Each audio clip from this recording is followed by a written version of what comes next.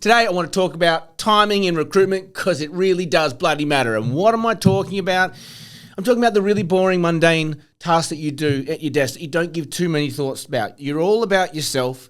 You're all about getting it done, getting your to-do list ticked off in a way that maybe you're not thinking about strategically, okay? And I'm going to take you through 1, 2, 3, maybe 5 key sort of activities that are on a recruiter's desk that I want you to think about next time you do them. And is this the best time to do this? And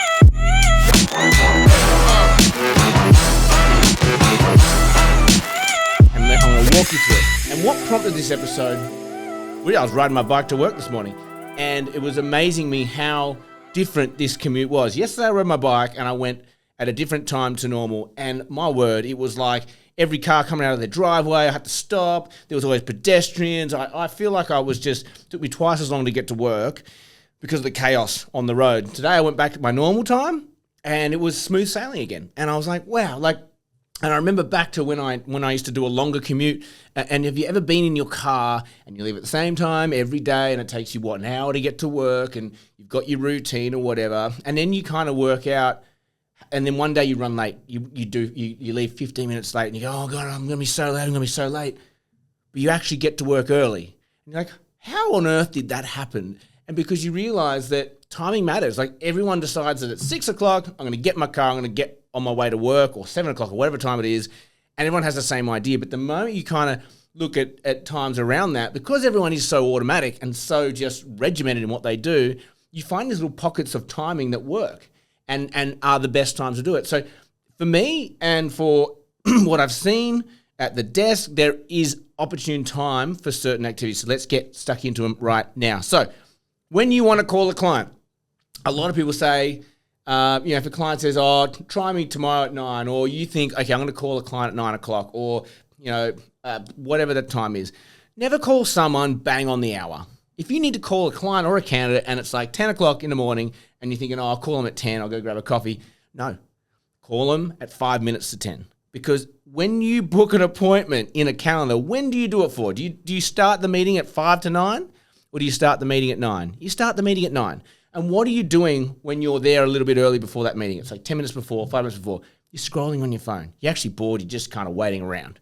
So if you try to call someone 5 minutes or 10 minutes before the hour or the half hour, I'm going to guarantee your strike rate goes through the freaking roof. And you'll get it. Oh, man, I'm just walking into a meeting. Perfect. I only need 2 minutes. So that's a big one for me. Really putting thought to when you're making calls. Responding to emails.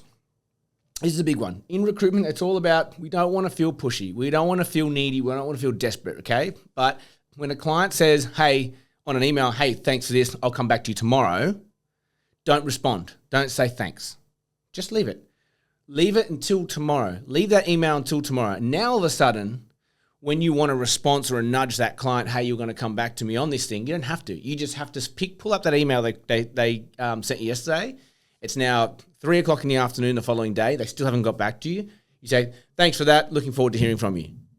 So now you see the difference in responding to that email 24 hours on rather than on the spot. And the next day when they don't call you or they don't get back to you, you have to call them and go, hey, you said you were going to get back to me. Oh, yeah, sorry. It's just a very polite way of doing it. It's a great gentle nudge.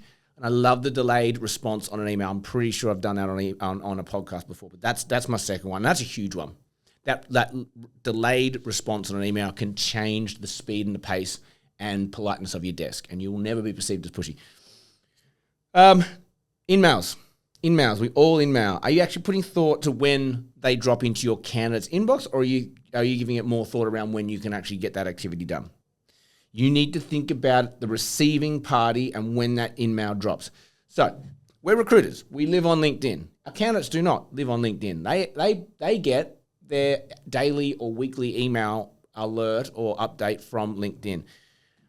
You want to think about your in-mail being the first thing they see, because by the time they're getting through all their emails and all their messages or whatever, and it's somewhere in the noise, you've lost their attention. You've got to be. It's all about how do you intercept them at an opportune time. Okay, so if you in-mail someone at Monday morning 9 a.m., that's going to get lost under their week's worth of work ahead. They've got all their meetings scheduled. They're trying to plan their week. The last thing they're thinking about is an in-mail that's come in, okay? But flip that. and I don't ever want to say work on a Sunday, but you can put some delayed timing on your emails. Sunday afternoons are probably the best response time for emails. People are sitting around, they're starting to think about the next day, but guess what? Your message is at the top of their list. And it will be different for every market, but have a think about when the email lands, when do you want that to land, and how do you want that to look? Because that's going to definitely ramp up your response rate. And even if it's a no, right? We want to get our response rates up so we can get our emails back and then we can keep going.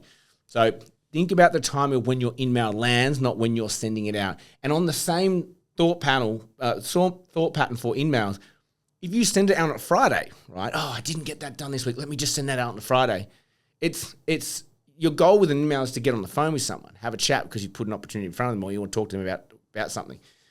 If you can't then get on the phone until Wednesday the following week, well, maybe send it on the Monday, Tuesday, because you want to strike whilst the iron's hot. If someone says, yeah, I want to have a chat about that, you're getting them in the moment. You almost want to speak to them that day. Okay, because by the time next week rolls around, they're like, what are we talking about again? And that's what you don't want. You want to strike while it's hot. So you want to look at two things. One, when's that email going to land? And are you going to be available to pick up the phone? So I'm delaying, for example, at the moment, a few email campaigns because I'm going away. I do not need people to be responding whilst I'm away and then putting it off for another week. So I'm gonna send them out on a delayed delayed campaign so that when I get back, we're ready to rock and roll. My calendar will be full. Salary surveys. I mean, not everyone does them. We all see the benefit in them. But if you're thinking about doing them or you do them, have a think about when you're doing them. Is it sporadic? Is it ad hoc? Are you just, I think it's time to do one? The most opportune time for a salary review is when someone needs that data. And the majority of people want that data either when they're looking to move jobs because they're kind of curious what they're worth on the market. But the more important one, which most people will tick, is salary review time. Performance review time, salary review time, which is typically around the middle of the year, June, July. So timing on a salary survey does matter. And I think that around the middle of the year and the beginning of the year are the two most opportune times for that. And if you're not thinking like this, then maybe that will help. And then the last one I want to talk about is client meetings, right? Getting in front of, I'm hugely on this flavor of face-to-face at the moment. Like going back to the future, it's Recruitment 101. We are hiding behind Zoom. We are hiding behind Teams. We're hiding behind LinkedIn. We're hiding behind emails. We're hiding behind AI. We're hiding behind tech. Go and fucking meet people, right? But when is the best time to go and do it? Okay. Do you go, are you the sort of recruiter that will only go and meet someone face-to-face when the shit hits fan? Because every time you're meeting that person, it's to deal with a problem. Their feeling towards you in that, interaction isn't probably going to be positive, or it's a bit of argy-bargy, or there might be a bit of negotiating or pressure. Is that the best time to go face-to-face? Or is it actually the best time to go right after some success? Or is it to go in the middle of a process? I think when you've got something to talk about that's kind of like beyond your service and what they're doing and actually about what we're trying to achieve here, I believe mid-process is actually the best time to go and meet a client, because you go in, you've got a few people on interview, they're mid-process, you go, hey, let's catch up, want to just pull this all together and make sure we're on the same page. Great. So you go in there, you grab a coffee, cool. So we've got this person, this is what we're looking at, anything we're missing, do we need to do anything else, No, great. Lovely to meet you, by the way. And then we start talking. What's happening down the line, It's a really natural conversation. It gives you so much control over the process and the candidates and the client. But it's a really nice time to go because you haven't had a result yet. You're about to get a result, but we're mid-process. You don't know. All these candidates may not work out. Then do you go and meet them? And it's a bit like, back to the beginning. We could do it then. I just think that energy is best mid-process. Of course, you're going to meet people up front. You're going to meet them when times are tough. You're going to meet them at the end. But think about when strategically you want to meet these people. And you might have multiple things going on. I had this conversation yesterday with Pete in the office. We've got a great client that's growing. And I said, you met them last month. You need to meet them again next week. But then we pivoted and said, no, let's not do next week because X is away. Let's do it the following week because we might just incidentally see them in the office. So just really having a think about when you're meeting helps. So that's it. Timing matters. Timing really does matter. What have I missed? Write to me, text me, because I love learning what other people's thoughts are. You might have a time matter hack and I want to hear about it. Like, share, subscribe. It helps us grow. As always, have an amazing day. May all your deals come true.